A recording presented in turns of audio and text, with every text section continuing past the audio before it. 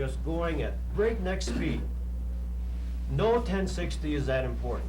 None. Who would it? Unless there are pending injuries or something like that, which is extremely important. Even pending injuries. Okay? Because you have to get Nothing is that Who important. was And it? by God, by the time, let me finish. Okay. And by the time I get down here, my normal route, one of those guys was already down here parked for a 1060 on chair one.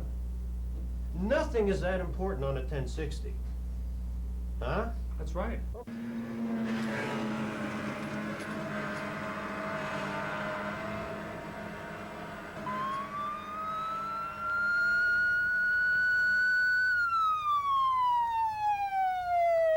Some joker had another accident. That'll never happen to me. Sound familiar? It'll never happen to me. Think about that. Maybe you have a friend or relative who's suffered the consequences of the accident that could never happen. Well, accidents will happen. And the punch of the time clock should be your reminder that an accident could happen today. And it's up to you to prevent it. I'm Jim Vanko, and this is Snowmobile Safety.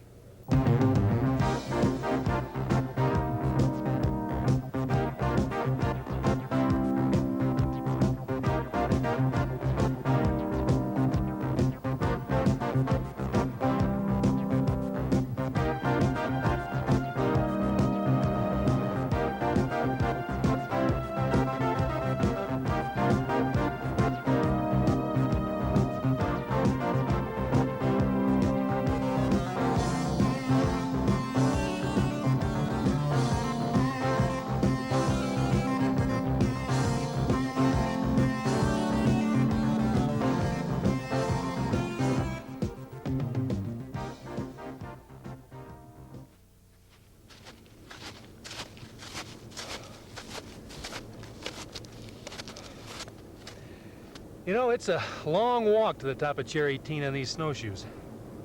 Sure was a lot easier when we had snowmobiles to get around on. There were just too many accidents. Too many reckless drivers, and with insurance rates getting so high, the resort finally had to stop using snowmobiles. Sound unbelievable? It really isn't. You see, it's a privilege to use snowmobiles at a ski resort, one that should not be taken lightly. If abused, the privilege could be regulated or even revoked. As a snowmobile operator, you cannot expect a skier to yield the right of way. They're not anticipating snowmobiles being on a ski run. But more importantly, skiers' thoughts are elsewhere, admiring the scenery, concentrating on technique, or just enjoying the sun. This makes it your responsibility to drive defensively. In the last 5 years, Mammoth Mountain has had 3 accidents involving skiers and company snowmobiles. Not a bad record. Unfortunately, all 3 incidents involved claims. Claims which the insurance company had to pay, causing an increase in our insurance premiums.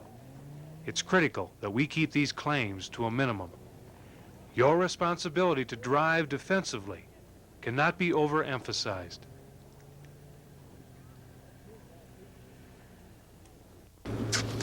Is it becoming clear why safe operations are so important?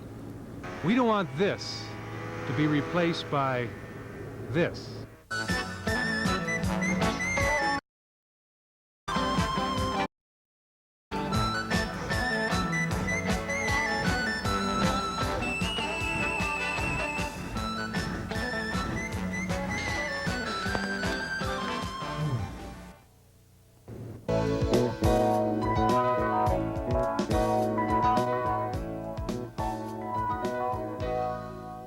What makes a snowmobile go?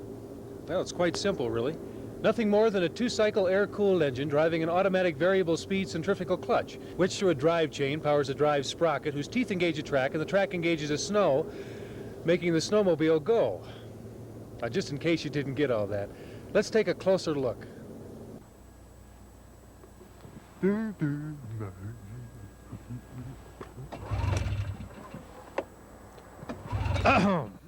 Have you ever driven one of those before? Well, there's a lot more to it than just starting it up and taking off. Of course, you're familiar with the tether switch, the emergency stop switch, chains, brake and throttle controls. Oh, you're not? Well, maybe we ought to start from the beginning. The controls are basic and straightforward, and it's essential that you understand the purpose and function of each one. Let's start with the steering system. The handlebar assembly is connected to the skis, and together control the direction of travel. The throttle is located on the right side of the handlebar and regulates the speed of the machine. The brake is attached to the left side of the handlebar. By applying steady pressure, it will slow or stop the machine. An automobile depends on dry pavement for traction, but a snowmobile operates on slippery surfaces that have very little traction. A snowmobile won't stop as quickly as an automobile. The brake has a locking mechanism which prevents forward movement when the machine is parked. It's located on the handlebar next to the high-low beam switch for the headlights. The emergency stop switch is located on the handlebar above the throttle. Depressing this switch instantaneously kills the engine. This switch must be reset to start the machine. The ignition, choke, and tether cord are located on the console of the machine. The ignition is key-operated and also turns the lights on. If the machine is cold, it may be necessary to set the choke before starting the engine. The tether cord is also attached to the console. Company rules require that any time you operate a snowmobile, you must wear the tether cord. In the event that you're thrown from the machine, the tether switch kills the engine, stopping the machine's forward movement.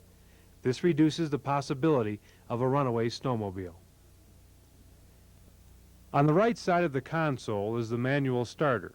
Some machines are also equipped with an electric starter, which is key-operated. The oil level gauge is located above the manual starter or on the opposite side of the console next to the fuel level gauge. Both of these gauges should be checked prior to starting the machine. Headlights and taillights are standard equipment and should be in good working order. Hold on. Huh? You're not ready yet. Oh. Before you start the machine, there are some things that need to be checked. If the machine has been sitting outside for an extended period of time, the track and skis could be frozen. Break the track loose by lifting the rear of the machine. To free the skis, lift both simultaneously. The skis are connected as a unit and must be moved together.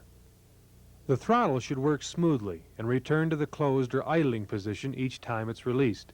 If it appears to stick, do not start the machine.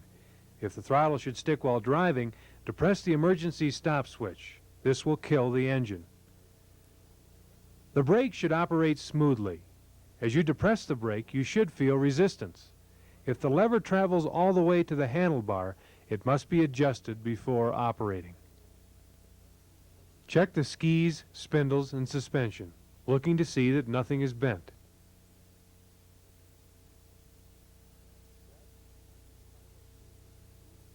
Grab the skis and simultaneously move them back and forth, making sure that the system is not restricted in any way. While you're checking the skis, be sure that the chains are attached. We'll show you what they're for later on. Well, go ahead and have a seat. Hey, wait a minute.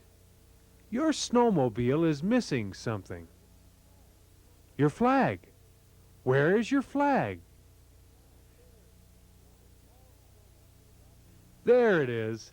All snowmobiles operating on the slopes are required to have a flag mounted to increase visibility. Well, you're almost ready. Just a couple more things. The track is what propels you across the snow. Be sure that it's aligned properly, centered on the rollers. Check your oil level. Be sure it's full. And don't forget the fuel. It would be most embarrassing to run out of gas. Well, it looks like you're all set to start it up. Slip the tether cord around your wrist and be sure the throttle is in the idle position. Turn the ignition key on and make sure no one is in front of you. If the machine is cold, engage the choke. Remember, the choke. Okay, pull the starter handle briskly. There you go. Now let the engine warm up. Stay right here in the flat. We're going to teach you some riding techniques. Now give it some gas, slowly, and you're off. In addition to the general checkover described here, the machine should be given a more thorough periodic check by a skilled mechanic. Once a month is recommended. Preventative maintenance will make the machine safer to drive and less costly to operate.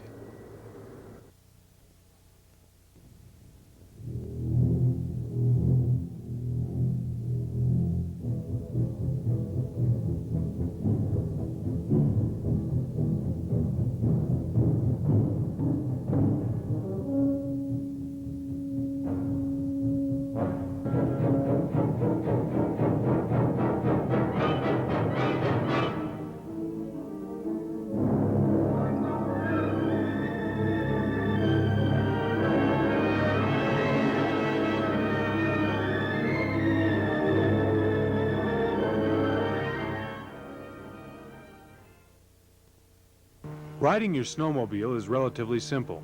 However, there are certain fundamentals that everyone should know before venturing forth. Riding position and balance are the two basic principles of making your snowmobile go where you want it to. The sitting position affords the best balance and control. Feet on the running boards, body midway back, and legs flexible. An ideal position for familiar, smooth terrain. On uneven terrain, the posting position allows the legs to absorb shock.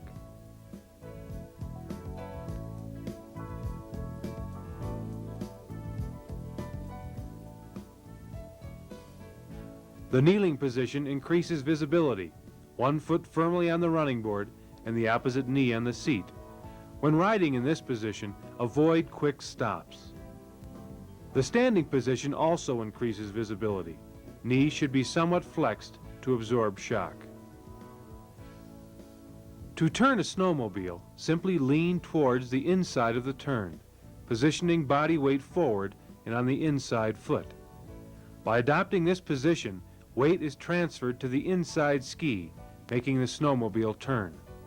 Keep in mind that a snowmobile will not turn sharply. Never put your foot out to assist in turning. You'll encounter a variety of conditions and terrain while snowmobiling on the mountain. Let's briefly consider some of the more important. The groomed ski run is where you'll encounter skiers. Hundreds of skiers, thousands of skiers, all seemingly with one thing in mind: to see how close they can come without actually hitting you. Now, this may be overstated, but people do ski very close to snowmobiles, and it's your responsibility to avoid them.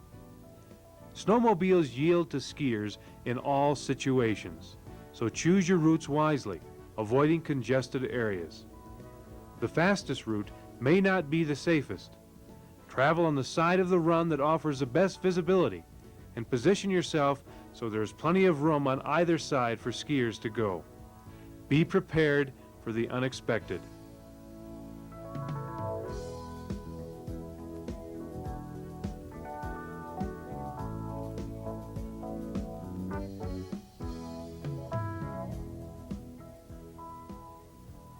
In an ungroomed area, assume a comfortable position, preferably one that will allow the legs to absorb shock. Watch for drifts or other radical changes in the snow surface. A snowmobile often bogs down in deep powder snow. If this happens, turn in a wide arc and look for a firmer base. If you get stuck, don't spin the track. It only causes the machine to sink deeper. Turn the engine off and move the rear of the vehicle on to new snow. Tramp a path ahead of the vehicle and restart the engine. Assume the standing position and gently rock the machine as you steadily and slowly apply the throttle. On hard-packed snow and ice, the skis and track have very little traction. Avoid rapid acceleration or hard braking. There are two ways to travel uphill. Traversing across an open hill can be an effective method. Keep your weight on the uphill side and maintain a safe, steady speed. The other method is a direct climb. Accelerate before you start the climb and ease off as you reach the crest. Vehicle speed should be no faster than the incline demands. If you lose traction due to the incline of the slope, don't spin the track. This will only dig a hole that can later trip a skier. Turn the engine off, lock the brake. Free the skis by simultaneously pulling out and downhill. It may be necessary to put the chains on for the trip back down. This, of course, depends on slope and conditions.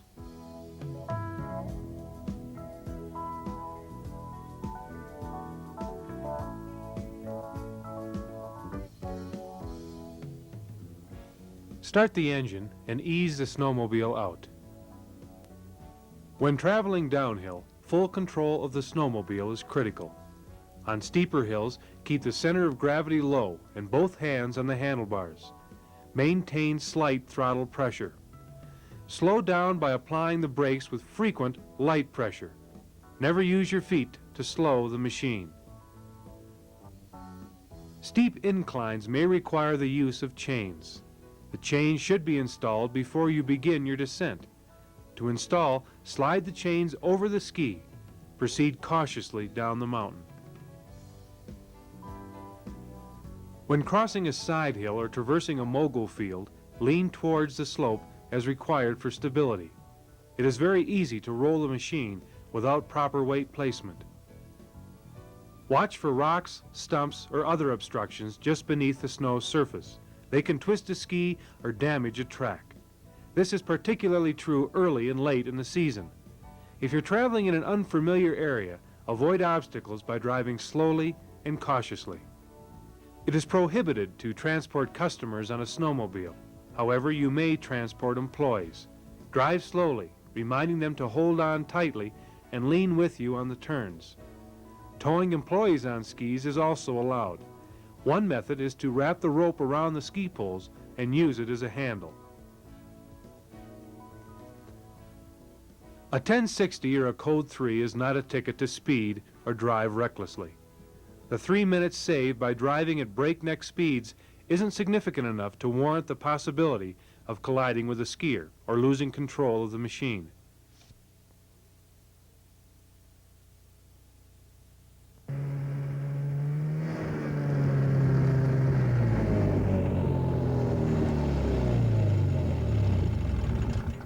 When you're driving a snowmobile on a ski run, you're not riding for pleasure. It's not a race course. You're driving on a one-way street, and half the time, you're going the wrong way. To review, A snowmobile cannot stop quickly, nor can it turn sharply. Therefore, allow adequate stopping distances and wide turning radiuses. Skiers always have the right of way. They're not looking out for you. Therefore, you must look out for them. Choose the safest route, not necessarily the fastest. Steer clear of congested areas and maintain a position on the side of the run with the best visibility of oncoming skiers. Allow room for skiers to go on either side of you. Be courteous by using hand signals and acknowledging that you see skiers and are looking out for them. Park the snowmobile out of the way of skiing traffic and do not block other vehicles. Eye protection is required whenever you're operating a snowmobile, and proper clothing is sensible.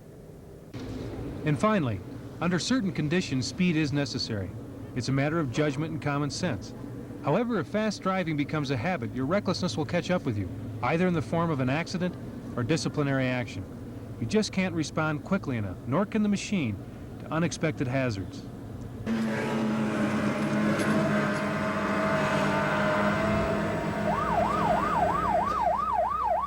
I guess an accident could happen to me, and it's up to me to prevent it.